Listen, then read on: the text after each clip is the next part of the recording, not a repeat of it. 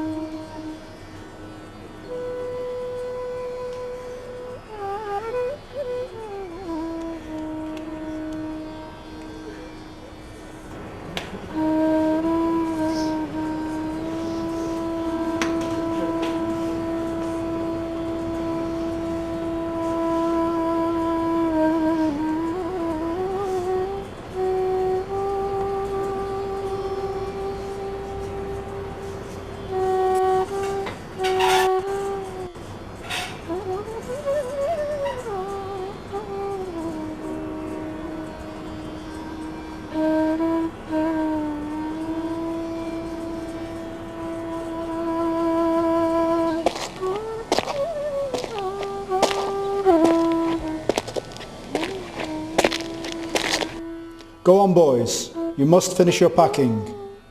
You must be out by 2:30.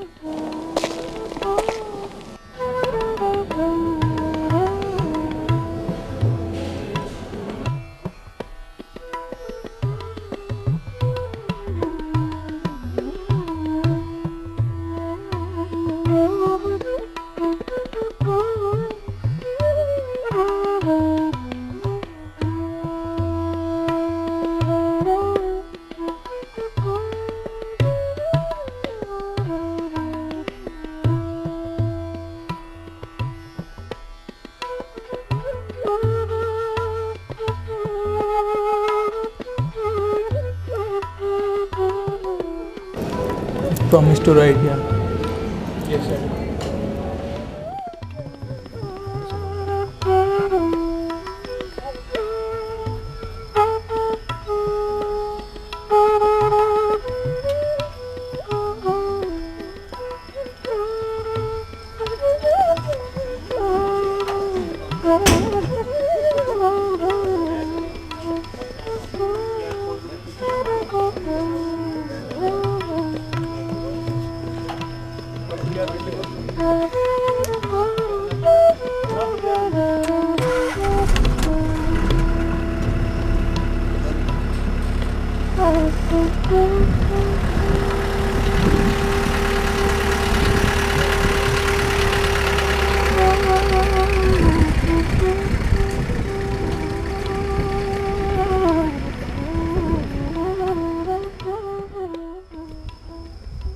It has been a busy night. You must all get some sleep.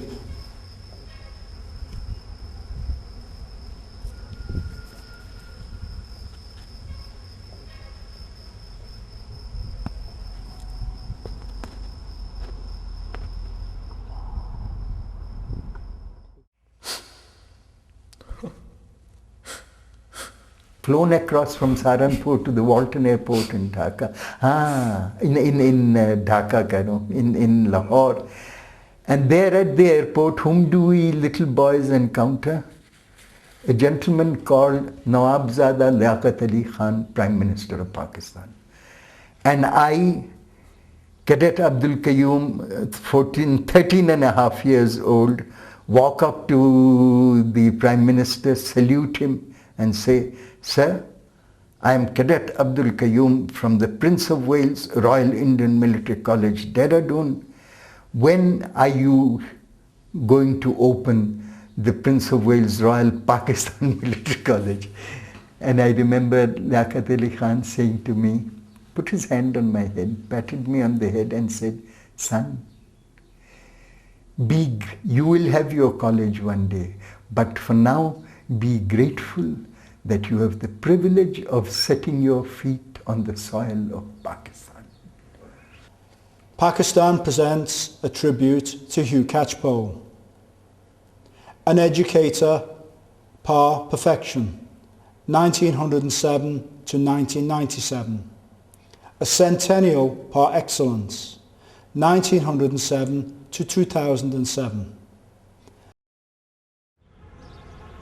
The founding principal of Cadet College Hassan Abdal, principal of PAF Public School Sargodha, the headmaster English Department of Abbottabad Public School.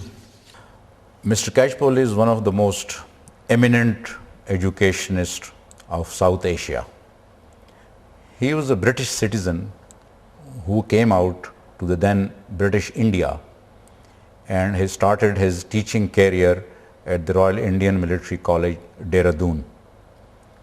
On independence, he came over to Pakistan and raised the Cadet College Hassan Abdal. After that, he came over to teach and be the principal at the PAF Public School, Sargodha. And on his retirement, he decided to go over to the Abbottabad Public School as a teacher. After retiring as a principal, he decided to teach as a teacher, as a common teacher, English language at Abbottabad Public School. He spent almost his entire life in the subcontinent, most of it in Pakistan, and he is buried in accordance with his will at the Cadet College Hassan Abdal. The celebrations are on the occasion of his centennial anniversary, and the aim was that we, his students, in all these 4 institutions, 3 of them in Pakistan and the RIMC Dehradun, got together to honor his memory and his enormous contribution to the cause of education and grooming of leadership in South Asia, particularly in Pakistan. Also on this occasion, the President of Pakistan has been kind enough to award a Hilal-e-Imtiaz, a confer Hilal-e-Imtiaz on Mr. Hugh Catchpole. Also, the Pakistan Postal Services have issued a special postage stamp to honor his memory. Well, I was born in Ipswich in 1907, and at the age of 6 I went to school, preparatory school in Ipswich, and then when I was 12 years old I went to Ipswich School. My father was a fairly rich man. He had a building business. Then when at school in Ipswich School, I was considered to be more of a games player than a student. I was certainly more interested in games than studies. However, I passed my school certificate and higher certificate, and the school very generously gave me a, well, call it a scholarship to pay my expenses at Oxford. Wasn't really necessary, but still they did it. However, I repaid that by giving them £60,000 when I could afford it. I see, sir. Just for scholarships. Well, I went up to Oxford, again spent most of the time playing games, but I got my degree and then went to the Oxford Appointments Committee and saw a job which attracted me. That was the job at Dehradun, the Royal Indian Military College, Dehradun, a well-paid job. And I'd studied Indian history during my time at Oxford as a subject. And so I decided to take it. And so I joined the RIMC in 1928.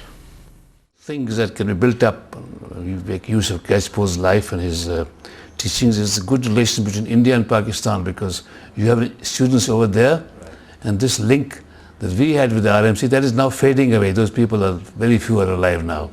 But there must be others who've been coming from Sargodha and Hassan Abdal and Abbottabad. RMC lot is nearly finished, there are very few left. But Hassan Abdal, Sargodha and Abbottabad, they're institutions which can keep a link with Dehradun, because that was his place he started his career with. And so it helped a little bit, a drop in the ocean, a help in improving relations between these two countries. I still remember when I left Mr. Catchpole, very stern man externally, fighting back tears in his eyes, presenting me a little transistor radio wrapped in a towel.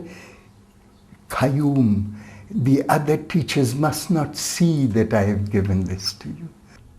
I had gone from a Desi school, and I was a young boy from a very Desi background with no knowledge of English. Or one of the things he asked me originally in class, what do 6 and 6 make?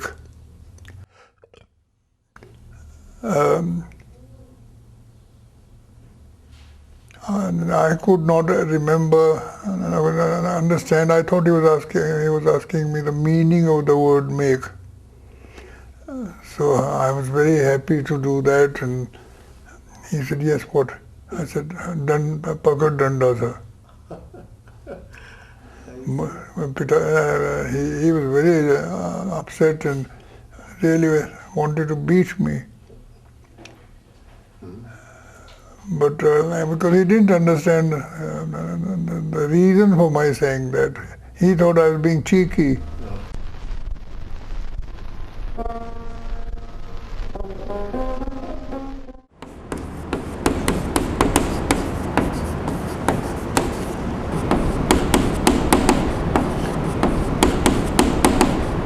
I'm printing so that boys at the back can read my writing. Can you read my writing from the back? Yes. Thank you.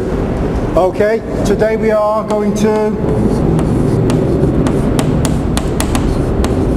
outline. That means go around quickly. Regular and its opposite.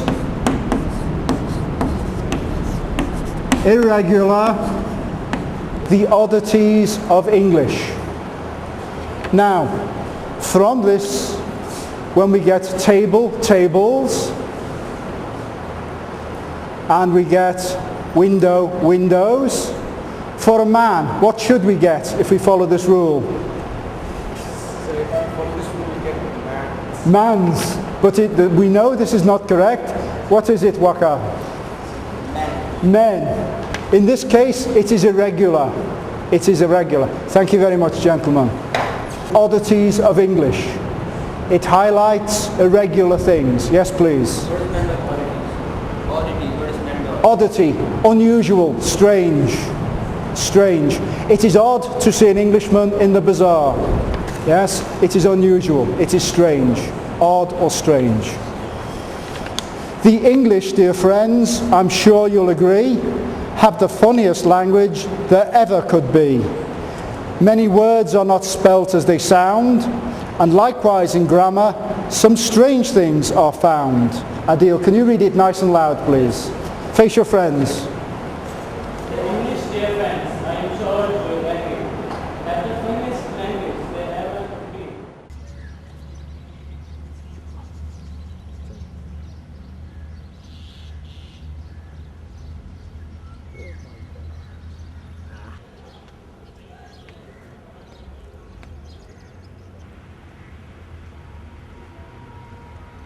I was one of the founder members of the Cadet College in Hassan Abdal, which was established in 1954.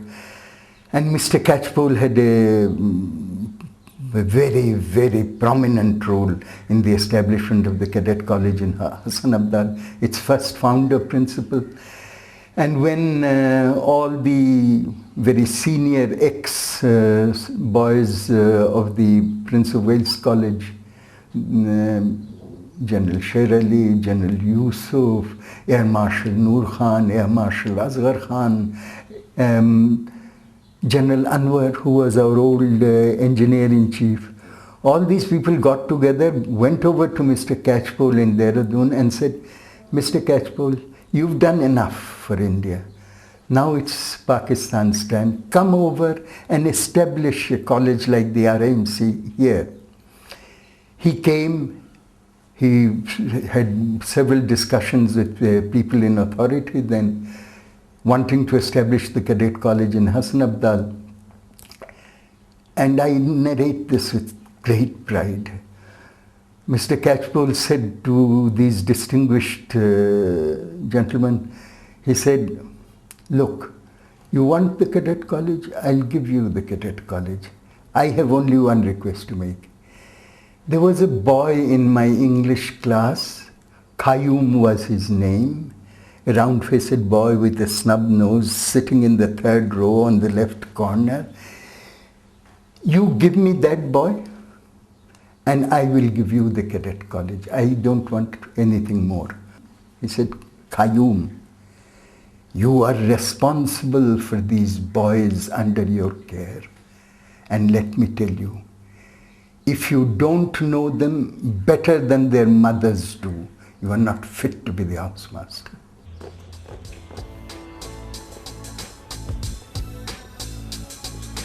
Cadet College Hassan Abdal gives rigorous drilling to young students and future cadets of Pakistan. It was 1956 when Suez Canal crisis came up and the British had invaded Egypt. We students felt very sort of charged up that a Muslim country had been invaded. And in the class, myself and a class fellow of mine, Khizrullah Khan, who's unfortunately dead now, we both were lashing out at the British. And Mr. Catchpole was taking the class. And he had asked us, what do you think about Suez Canal? And we really let the British and the French have it, you know. He didn't say anything. He kept listening to all that we were saying, and we were cursing the British quite a bit. Subsequently, during the break, he called both of us to his office. And he said, I'm not going to say anything to you, but I want to tell you something for your future lives. You people were insensitive, not realizing that I am British, and you were cursing my country. So please make sure that you don't hurt anybody through such remarks. Be always mindful that who's the person opposite to you and what his feelings could be, and that you are hurting him. And we felt ashamed, you know, so we said, we are very sorry, sir, we shouldn't have done it. He said, no, it does not matter. You are children, so run away, but remember it for future lives.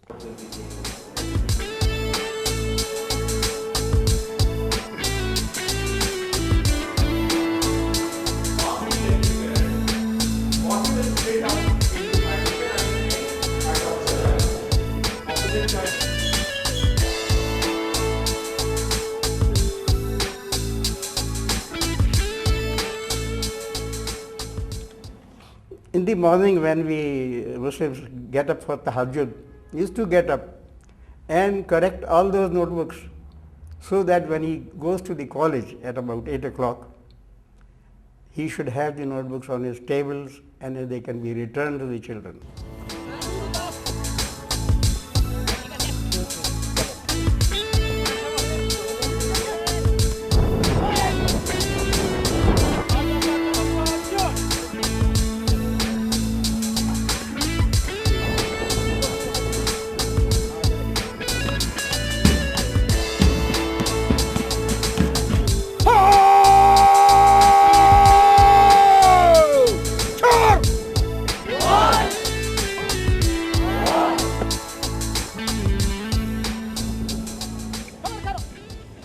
I was very young, 12 or 13 years, and our Islamiyat teacher then had started for the first time Isha prayers to be offered in congregation. And so initially the count was not more than 8 or 10 students who used to come for the prayers led by him, by Jamaat. And obviously an azan had to be given, so I was wanting to grab a lot of sawab, so I told the Islamiyat teacher to teach me, to tell me what azan was, like, which he did. After this, I used to, every other night, because there was another partner of mine who wanted to share the sawab with me.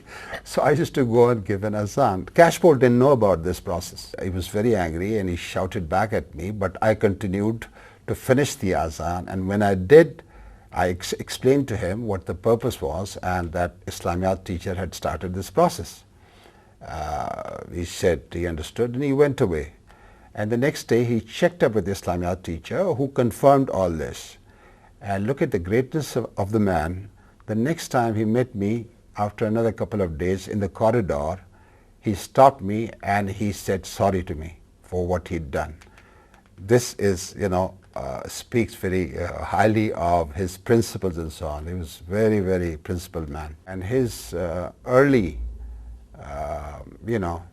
departure from Hasnabdal was the direct consequence of his quarrel or fight or whatever you may call it with the bureaucracy, with the education bureaucracy, who wanted to impose on him some cadets or whatever, and he was reluctant because he wanted to follow a particular system and a particular route of merit and so on and so forth. And that, I believe, finally led to his total, discontentment with the education ministry. And that's where one of his ex-students, Air Marshal Asghar Khan, being from the Air Force, he really pounced on the occasion and stole him away and took him to Sagoda School, where he once again continued to perform as outstandingly as he did.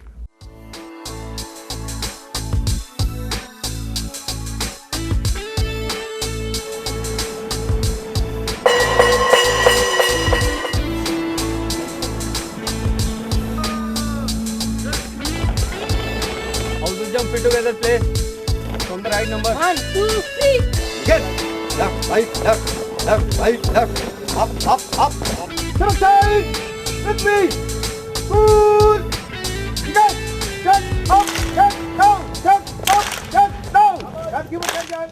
The morning start with exercise, physical training, assemblies and flag raising activities in PAF Public School, Sagoda.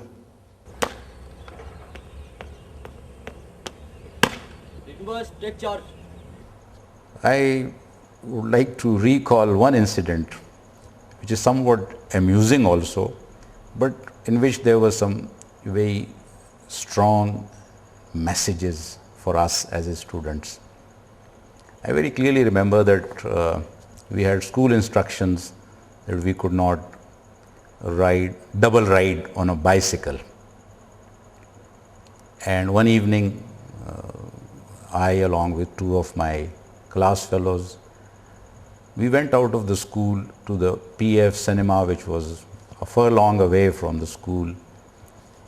And when we were coming back, we were riding 3 on a bicycle. When we entered the school gate, there was a shout from behind saying, "Stop!" And we almost fell off from our bicycle, all 3 of us. And obviously it was the principal, Mr. Catchpole, who came up and in his usual style said, "Why are you double riding?" And then he checked himself and said, "Why are you riding more than 1 on a bicycle?" Because he realized we were not double riding, but we were riding 3 on the same bicycle. We had no reply and no answer, and we said, "Sir, we are very sorry." And he said, "No, you see me in my office tomorrow." So the next day when we went to his office, and he looked at us and he says, "Why are you here?"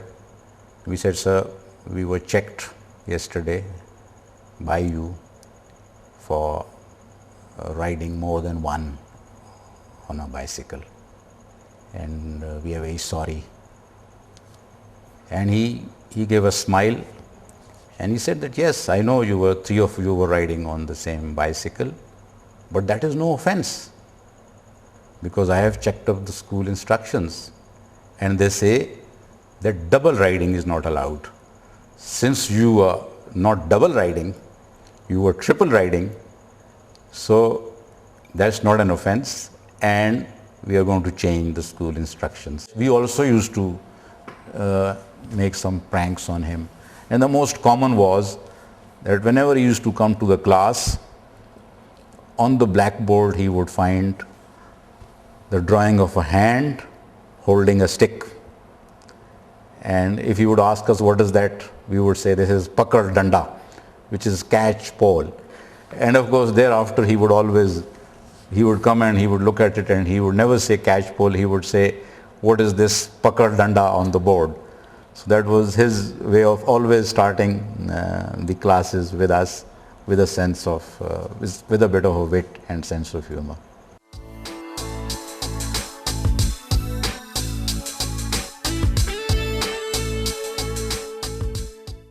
Right at the very beginning, I remember the way he interacted with us. We had an English class with him. He took us all into a hall, gathered us around, sat on a high pedestal, and he said, boys, I'm going to tell you a story today. And we were very pleased that today there will be no teaching and he is going to tell us a story.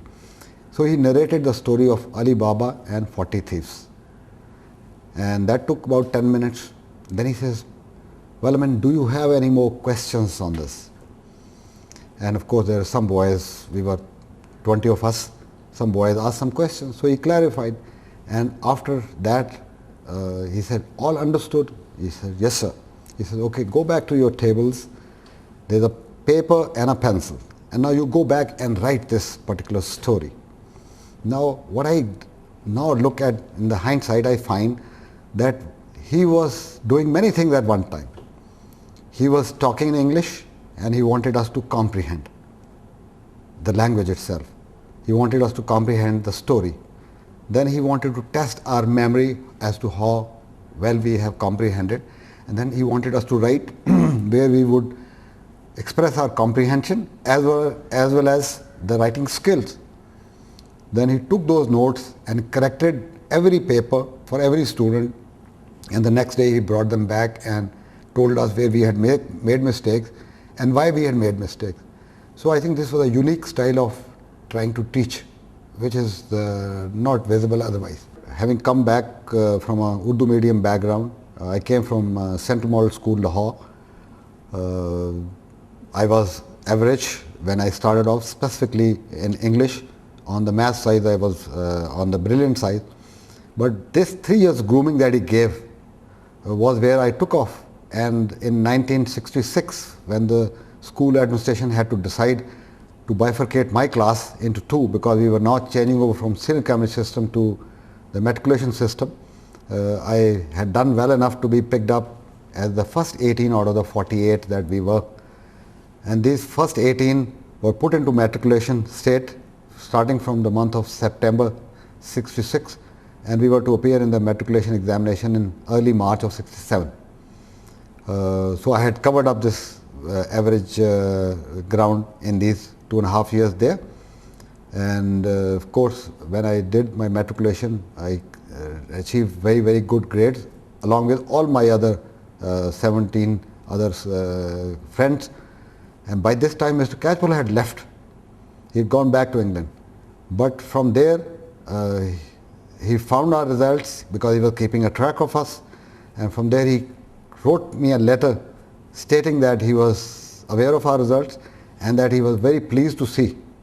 And may I tell you that in these 2-3 years he knew every student so well that at the end of 6 months term, when we used to receive, or my parents used to receive the report from the school, it used to describe the personality of every boy absolutely adequately in just 1 or 2 sentences.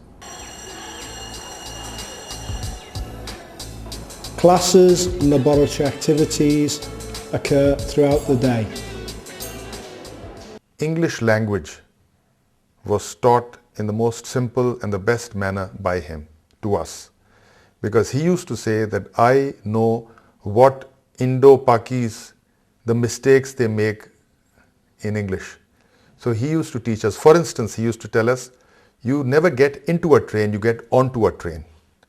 You know, you never take a shower, you have a shower. You know. Then, he used to say never unless you mean never. I remember he used to have a motorcycle, he used to have a cycle, and he used to have a car. And anybody who had a need, for any of these students, they could borrow his, cycle, or they could borrow his motorcycle if, So he was a very giving person, and we understand that we kept up with him when he was even after the school, that in Aptabad school also we understand that he used to be helping boys who couldn't afford their own fees, etc.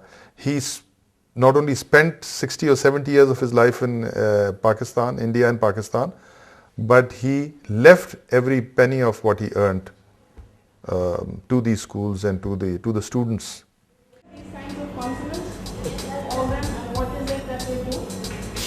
At PAF Public School Sargodha, education has been brought up to date by the use of computer technology and language laboratories for enhancing linguistic skills.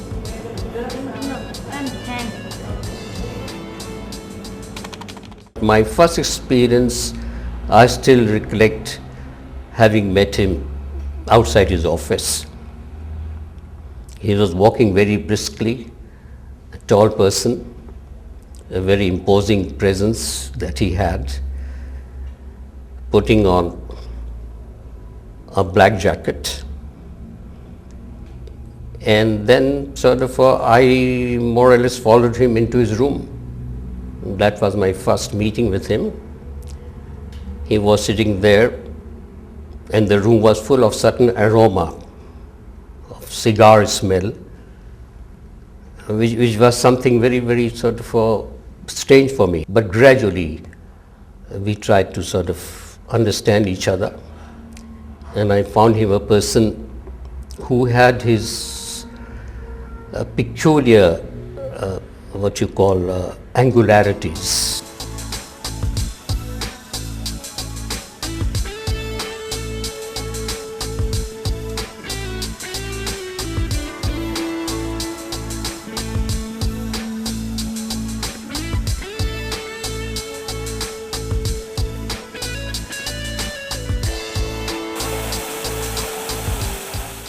When he returned from England, he brought 3-piece suit, cloth, and one radio set, and a watch. Very beautiful. I still remember, in addition to this, he paid me monthly ₹500 from his own pocket.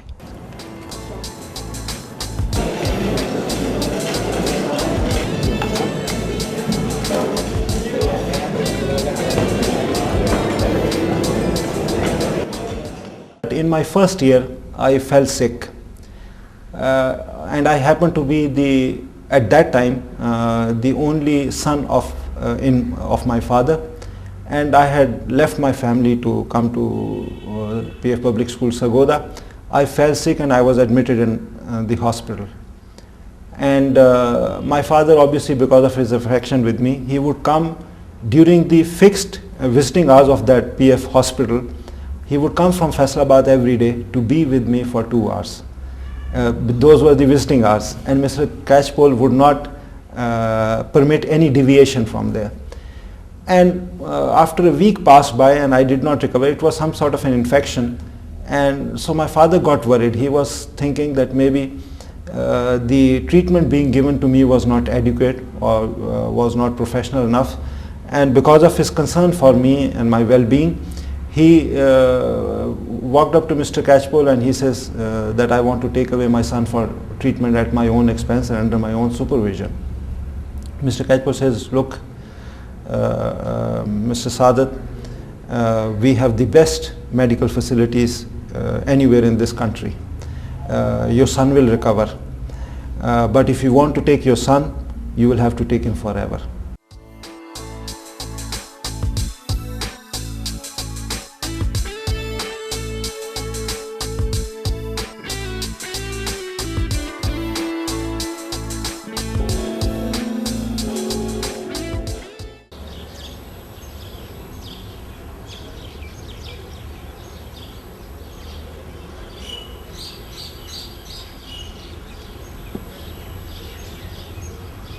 I'm Dr. Numan Siddiqui. I remained neighbor of Mr. Hugh Catchpole from 1967 till his death in 1997. And I still remember that here in winters he used to have a bed on which he used to take sunbathe. On this veranda I started my cricket career. He used to coach me in this veranda, and with his coaching I joined the team of Ahmedabad Public School in 1997. This was his living room, and there used to be a nice cozy chair here, and on the right side there used to be a television, and on the front side there used to be a rack full of books. And I still remember Mr. Catchpole sitting here checking our notebooks, and I used to come here, and I still remember that he used to give little toffees called Smarties. During his last days there used to be a bed here, and on the wall there used to be a TV. Ahmedabad Public School also has a library established in the honour and memory of Mr. Catchpole.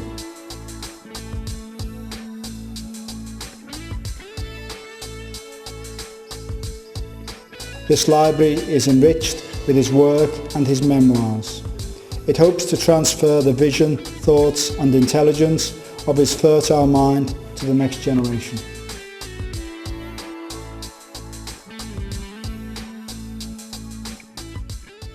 First time I met Mr. Catchpole in Cadet College, Hassan Abdal, where I had gone for an interview for a teacher's post.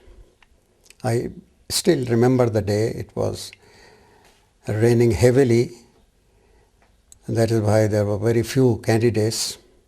We were standing in the veranda. We saw a gentleman coming with an umbrella, multicolored umbrella in one hand, and in another he had a handbag. He came, I looked at him, a tall, fair-colored, very blue eyes, golden hair, and a smile on his face. As he passed by, he said, "Not a very good morning," and he went to his office. We were told that he is the principal of Cadet College, the famous Mr. Catchpole. Interview started. I think I was second to go.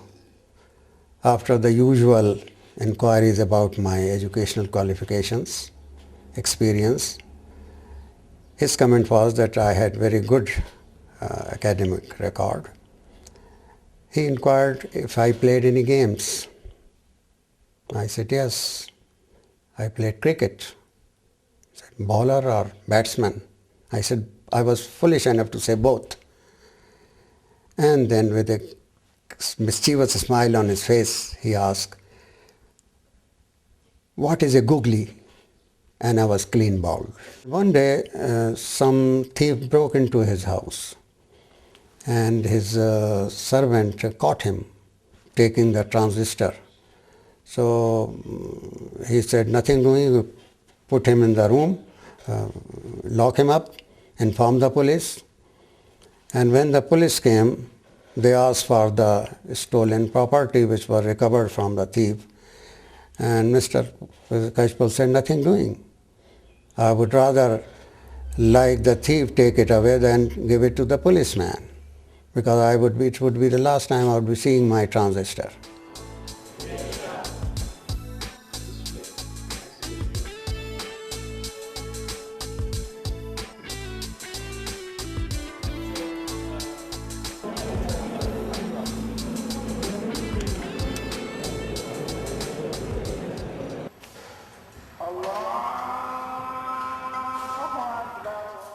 A thought occurred to me that what happens to this man who's contributed so much for decades in this country? Does he have a place, has he thought of a place where he'll be buried? And so I asked him. And concurrently a thought came to me that it would be very nice if he could be buried in the school that he was the founder principal of, which is Islamabad. So it's a bit funny here when I asked him I told him in fact that we all have to go one day, and if I were you, I would love to be buried in the school that I was the founder principal of. He mistook this, he didn't hear me properly, and he got very angry with me and said, well, I have a better right to be buried there than yourself. So I immediately told him, I said I was in no rush and I meant him. So he said, yes, indeed, he would be very glad if that happened. And by the grace of God, at that time, my position, and I was to make the chief soon after this, I succeeded in prevailing over the Board of Governors and everybody else, and we buried him with all the honors that he deserved. It was the month of Ramadan, you know, this. So after a while we all, because it was time for the fast to be broken, as they say, so we all went away. I also came back home, but while I was just entering my sort of house, I don't know what happened to me. I suddenly realized that I must again go back and see Mr. Catchpole, although I had spent about 2 hours already and it was time to open my fast. I took a transport, went back to him, and I found him in a sort of, as they say, gasping for breath. There was nobody around, I was by his side. I sort of tried to call him many times, just, Mr. Catchpole, can you hear me? But of course he was in his last stage. And while I was still standing, he just passed away. And how old are you now, sir? If the boys ask that, I'm 21. Yeah, well, you told me what. But you always used to say, I'm 99 not out in either 21 or 99 not out. Let's see. They take their choice. What is your birth date, sir? 26th of May. 26th of May. So it just went past. Yes, I become 87. Did you get any cards? Must have. Oh yes. Well, we always write to each other. Right. And they say, well, congratulations on still not having popped off.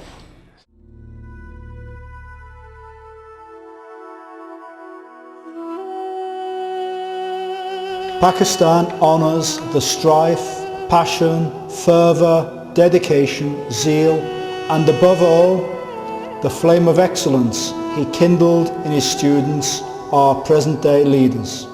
He gave this nation the best service and gift any man could give, enlightenment. Pakistan recognises Hugh Catchpole's struggle for excellence. Hugh Catchpole, Pakistan salutes you.